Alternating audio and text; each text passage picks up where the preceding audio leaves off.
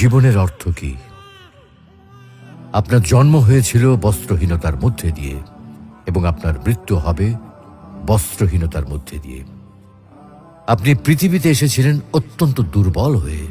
এত দুর্বল ছিলেন যে মার সাহায্য ছাড়া খাবারটুকু মুখে নিতে পারতেন না।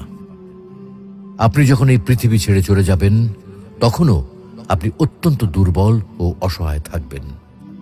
তখন আপনার কাফনের কাপড়টুকু আপনি নিজে পরতে পারবেন না, আরেকজন আপনাকে তা পরিয়ে দেবে। যখন আপনি এই পৃথিবীতে এসেছিলেন তখন আপনার অর্থ সম্পদ কিছুই ছিল না। যখন আপনি এই পৃথিবী ছেড়ে চলে যাবেন তখনও আপনার অর্থ সম্পদ কিছুই থাকবে না। আপনাকে প্রথম গোসল যেমন অন্য কেউ দিয়েছিল, তেমনি আপনার শেষ গোসলও অন্য কেউ দেবে।